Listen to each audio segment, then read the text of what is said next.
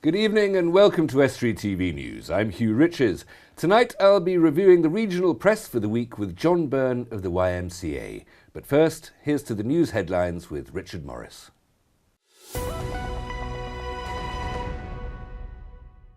Hello, in the headlines today, mock job interviews for prospective job applicants at Oasis Academy in Immingham, and people have been hopping across the Humber Bridge.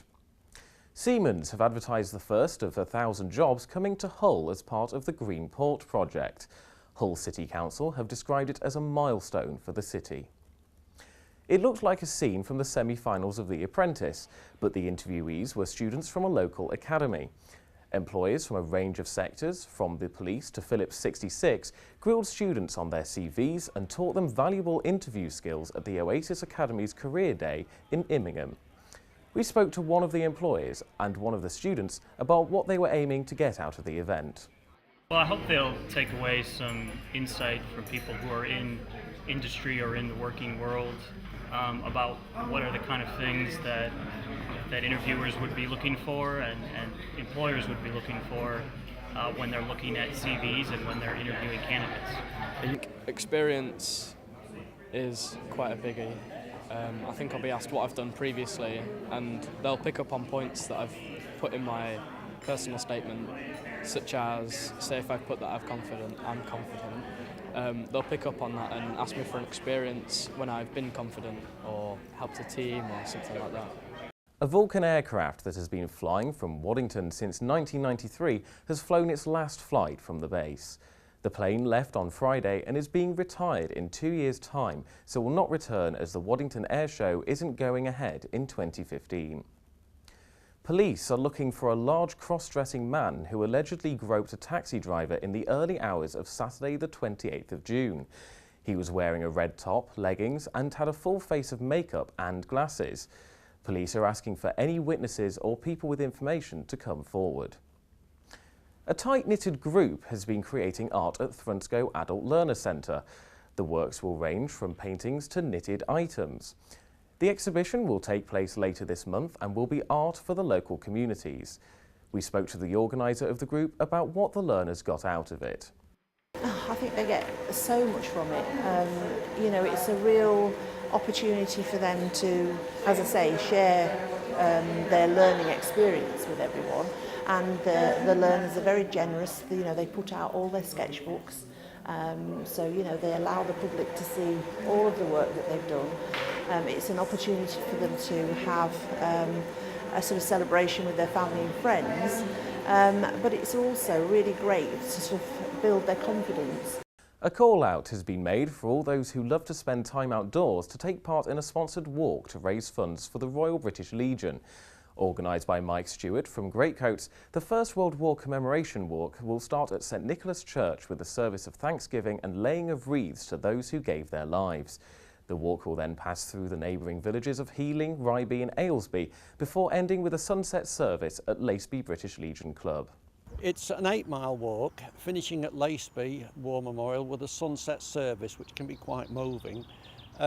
People can join and come when you want to sort of come and join, if you can't fancy doing the whole 8 miles, come and do a couple of miles, come to one of the services, come to one of the churches, just get a little bit involved with it all, and remember those. The walk takes place on Saturday, August the 2nd. If you want to take part, you should be at Greatcoats Church for 9:30 in the morning. A yachtsman who went missing in the Humber has been found alive, safe and well. The 17-foot Equinox went missing on Thursday, but was found relatively quickly in a search on Friday morning. Biking, walking or running are how people normally tackle charity events that involve crossing the Humber Bridge. But what about space hopping?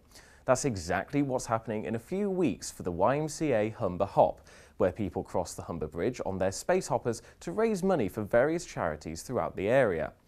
We spoke to the organiser to find out whether having an unusual charity event attracted a bigger audience. Certainly hope to do, because last year we had people turning up on the day even though it was a really horrible day. They hadn't bothered sort of registering in advance and turned up, which you can do again this year. And this year, because we're doing it as part of Water's Edge Family Fun Day, and there'll be lots of crafts activities around animals and bug hunts and all sorts of things going on around, inside and out here. there's a lot more for families to do, so we're hoping that this year tagging it onto that will attract even more. That's all from me. Bye for now.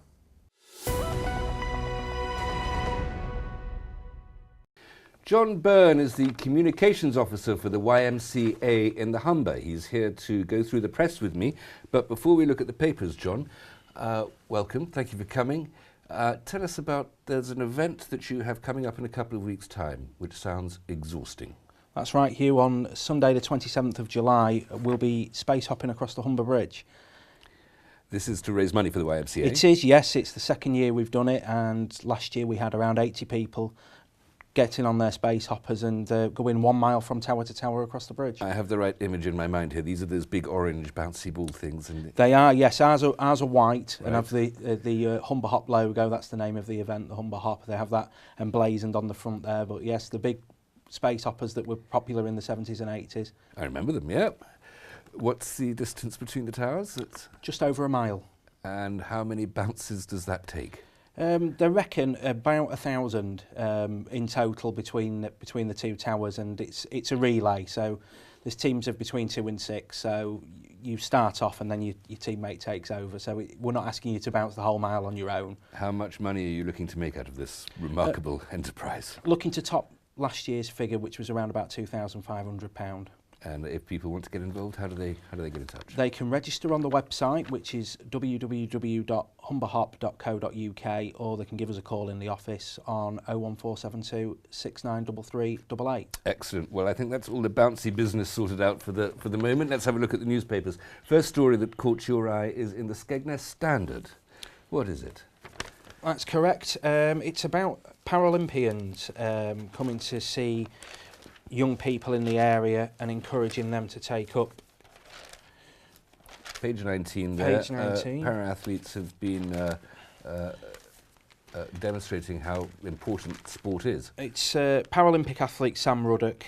He's been to the Yarborough Leisure Centre and the Lincoln Castle Academy this week, and he's encouraging young people, 750 of them, to take part in the Sainsbury's School Games.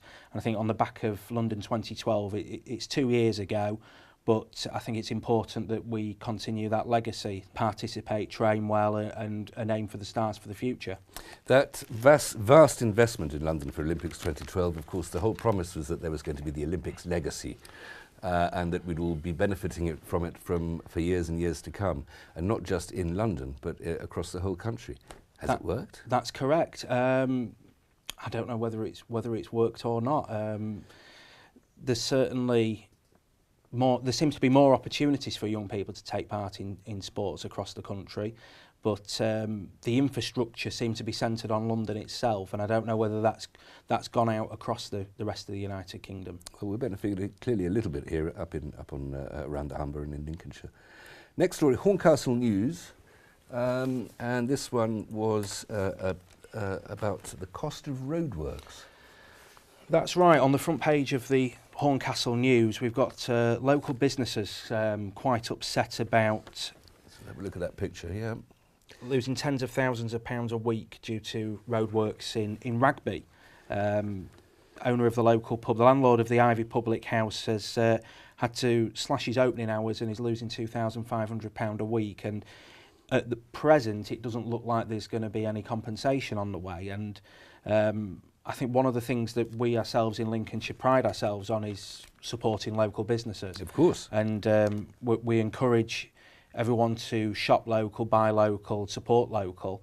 And in this day and age of the internet, of big department stores, big chains, it's increasingly hard for local businesses to make a living, and they don't really need these obstacles and challenges coming in and stopping the business trade that they've already got at the present moment. Presumably these businessmen are paying their business rates, they're paying their council tax, and yet the local authority, the district council presumably that's causing these roadworks, are not giving them the infrastructure that they're paying for through this taxation that allows them to continue their business. That's right, yeah, and at the present minute it seems that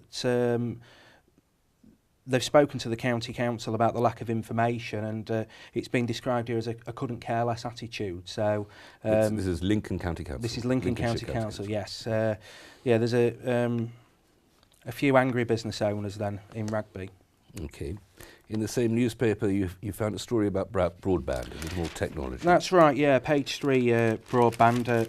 Maybe a bit more positive news from Good. Lincolnshire County Council. They've announced that the rollout of broadband across Lincolnshire, superfast broadband, is rolling along, and it's at 51% coverage at the present moment.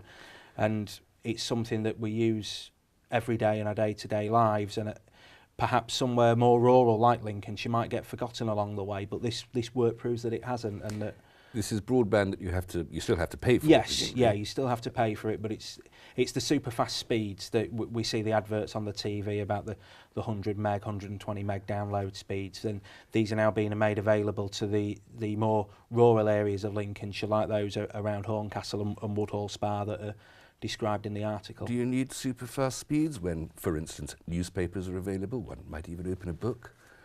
It's very true. It's a sort of I suppose it's a dying trade, but I suppose businesses and especially people who maybe work from home would say that the internet is something they rely on every day. And we've all got lots of different gadgets and gizmos now, and the bandwidth that they take up just in the normal household must be increasing, and so I suppose this comes as a bonus for everybody. I suppose they're all helpful. You found a Star Wars story, which is always welcome. Market Raisin Mail. I did indeed, in the Market Raisin Mail. On page 3. Page 3, we are looking at a very courageous gentleman who was dressed there as Darth Maul. Yes. For any Star Wars fans out there, and he's on his way to Caister for a 10k charity run.